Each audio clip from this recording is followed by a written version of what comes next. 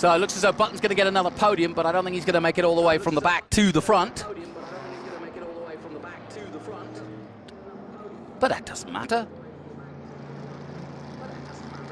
And there's that 9C. That's a Curtis 500S Dodge from 53. And again, another American special. Curtis 500. Curtis Kraft from Glendale, California. And Dr. Harold Colston of Fresno, California. And it used a 240 Dodge Hemi when it was originated. And they raced it all around Long Beach, Madeira, Bakersfield, Pebble Beach. 52 and 53 it took part at Pebble Beach. And here's that young boy from Froome. He's got some potential, that's for sure. Young Jenson. I wonder if his dad called him after the Jenson Interceptor. Well, no surprise, he's gone to the top. I said he wasn't going to get a win, but I am totally wrong, and I underestimated him. It does seem a long way away. When I first met Jenson at the Macau Grand Prix back in the day when he was just a Formula 3 guy, and he just signed for Williams. I think he was 21 at the time, and everybody said, as he came to Macau, he won all 4 races, both at Macau, 2 at Macau, 2 in Korea, and won all the prize money, and was signed by Williams and already had the contract in his back pocket when he arrived in Asia. And the rest, as they say, is history. It's been a fantastic career for Jenson. He is a true gentleman, the epitome. And as I said earlier in the weekend, there is some symmetry, some poetry and history that the fact that Phil Hill won the first ever Pebble Beach race and went on to become a Formula 1 world champion. And here we are, 2024, and a returning F1 champion returns to race a Jaguar, very similar to Phil Hill's, and so in many ways a full story complete. We've got the likes of Roman Grosjean here. I'm very excited. The next session coming up, we've got some real big rally stars too coming in, and more importantly, rally stars cars from the past, Group B, and we'll hear all about those. Scott Speed is here, the former Toro Rosso Formula 1 driver, and now doing Project Midnight, a multiple rallycross winner and champion. And of course, well, he's done everything, has Scott Speed. There isn't much that he hasn't turned his wheel out, whether it be NASCAR, IndyCar, Formula E, you name it. And there's that 44 again.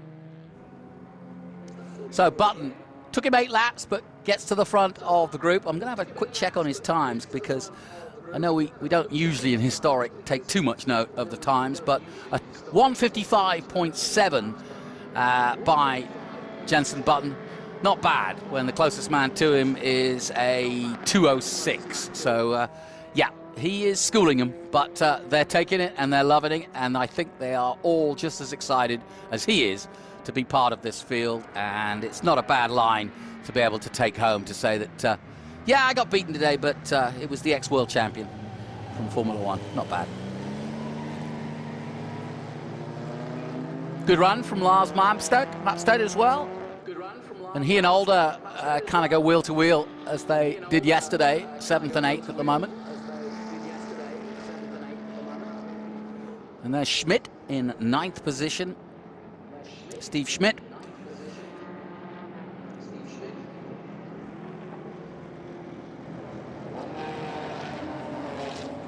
And that's 53 Denzel, as we mentioned. I know that Jenson's kind of racing against himself. To give you a bit more history, he raced at Monterey, got a 4th, I think was his best there, and a 5th in Saturday's race. But he improved over that weekend by 2.5 seconds, and that's pretty much what he's trying to do here, I think. The car prepared by Huffaker, so he's got the best in the business on the job. And like I said, he'll be running 3 cars, but this one he owns. And it was also, after Fangio's use of it, he sold it to a driver. Well, he took it back to Buenos Aires, back to Argentina, his home, and sold it. And in the mid-50s, it did run in Buenos Aires and did various races there before coming back to Europe. And I'm not quite sure of the details of how Jenson got his hands on it, but I do remember an interview where he said that it took him 5 years to kind of finally get delivery of it. And of course, Jenson now living in the Jaguar Hills in California, so it's not a surprise to see him at an event like this.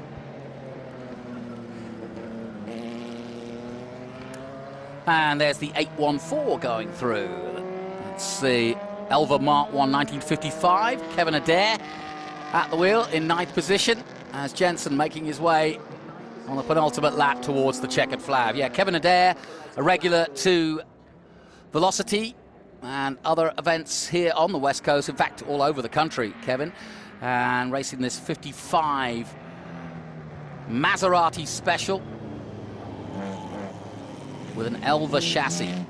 And it's one of the first 10 Elva Mark 1s that were ever built. Look at the control. It's fantastic to watch. It's fantastic to watch.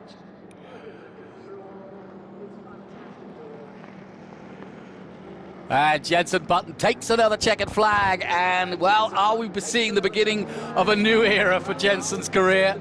He's now taking his second historic win, and I think he likes the taste of it. And nobody's giving him a hard time about it. They're just delighted he's part of this community, and long may it continue. So now you know, Formula One drivers, they never retire. They just head to the hills of California and race a C-Type. That's the game.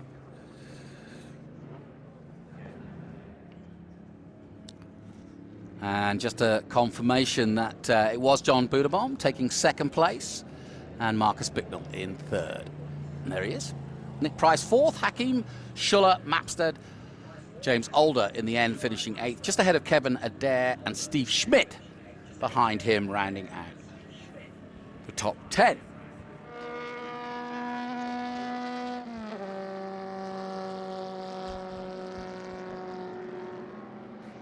So well done to Jenson. He's certainly getting a workout.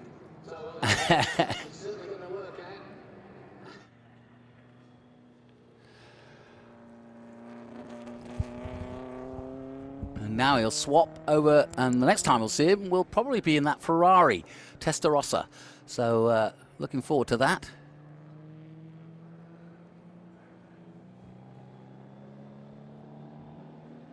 And I do know, having talked to some of the other drivers, that he has been fettling this and learning about this car since he owned it, and it is pretty trick. They put some hard work into making it what he needs, and he too is learning the art, the craft, if you will, of big steering wheel driving and big lolling cars. I mean, can you imagine racing, or still racing, in very, very precise race cars, sports cars.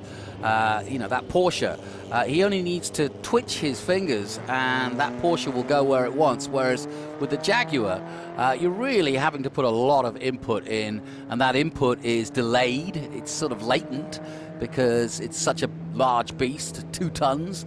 And yeah, you're really having to wheel it and master it, and that's why Fangio got the reputation he did as a racing driver too. So I'm sure he enjoyed driving it as his daily car. Jenson Button then in the Jaguar C-Type wins ahead of John Buderbaum, then Marcus Bicknell in third in the Streets Manning Special, Nick Price, Gilbert Hakeem in the Curtis 500 Dodge, Schuller,